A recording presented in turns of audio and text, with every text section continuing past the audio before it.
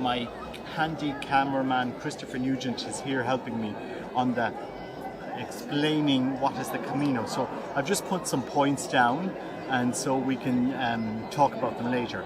So the Camino of Santiago, El Camino, the way, is a pilgrimage that arrives to this Basilica Cathedral, where it is said that the Apostle St. James is buried. And so you have to walk 100 kilometers of the Camino in order to get your what they call is your certificate, your Compostelana. So this is a certificate you get once you've walked it. And how do you know if people have walked it? Well, you get what is called a credential. It's a little book, and you go filling it with stamps. So every place where you stop, in the albergues, in the restaurants, and places you go, and you get it stamped. And many people have asked me over the years, because we've done a few of them. Christopher has done 4, and I've done 7. You know what you need to do. So where do you start your Camino? Well, you can start your Camino from anywhere, because that's what people did in the Middle Ages. You can start it from your house, really from anywhere. People didn't have airplanes and cars then, and buses, so they walked from where they lived. What do you need to bring on the Camino?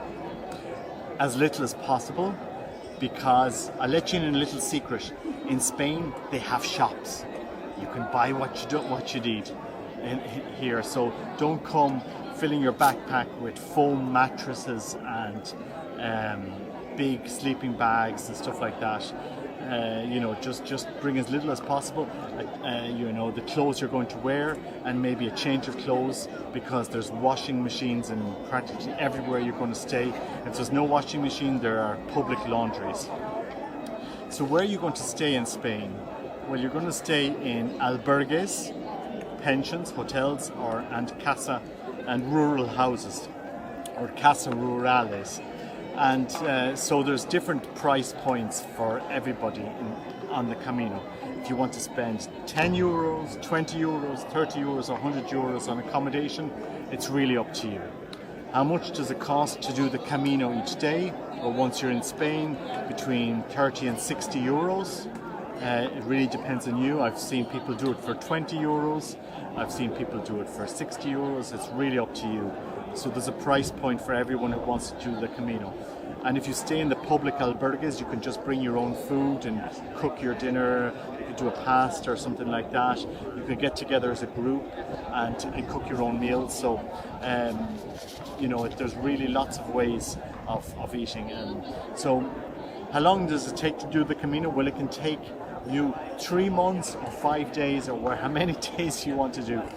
The bare minimum you have to do is the last 100 kilometers walking, or the last 200 kilometers on a bike. So if you're doing the last 100 kilometers walking, you could do that in 5 days, and that's probably the best type of Camino to start with, so you can see how it is, how it's laid out, and so forth. There's lots of services here in Spain. There's lots of coffee shops. There's lots of places to stop and eat. It's very, very well serviced, and it's one thing that Spain does really well. Can you walk alone? Yes, you can walk alone, but you'll probably end up walking with people you meet along the way. Yes, you can walk alone. So things to avoid on the Camino: don't overpack. You don't need 6 pairs of shirts, and you don't need tons of clothes. You don't need big fancy cameras. You don't need your laptop. You don't need a tablet. I think that from the best thing you can bring, if you have a good smartphone, it'll do as your camera as well. So the iPhone has got great lens, and that's what I use most of the time for practically all my photos. You can bring a travel wallet that sticks around your waist, or a travel wallet that goes in here. Put your money inside. Very little theft in Spain. I've done it 7 times, haven't lost anything so far, but still, you want to make sure that you keep your belongings safe.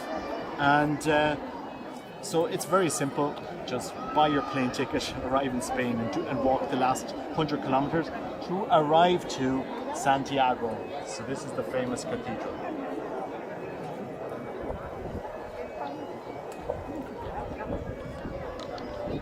And you can walk it with your child as well. Christopher's here, and Christopher has been walking the Camino since he was 7. He likes it very much with his dad. So any advice to children walking the Camino? No? Lots of shops here, so you can buy clothes and stuff, and Christopher enjoys Santiago. Lots of great food. Tell me, which is the best food you liked in Santiago? It's a tapas bar up there. Yeah, tapas bar. Definitely patatas bravas and hamburgers and everything like that. So just hold that there for me again. So anyway, just some tips for the Camino so that more people come along and do it. Definitely one of the best ways to have a nice healthy holiday today and meet people and new experience. There's lots of different Caminos in Spain, so you can go up from Porto, you can go the French route which starts in Spain. Don't kill yourselves, don't walk 40 kilometers in a day. Know your pace and walk so that you know you're enjoying yourself. You don't need to, even though some guidebooks have stages that you're walking from here to here, you can do your own Camino because there's lots of places to stay practically every 5 to 10 kilometers along the different walks here in Spain. So the most famous one is the French way, but you can do the Northern way or the primitive, the English, the Portuguese, Inverno. There's so many. So just come along and let us know what you think.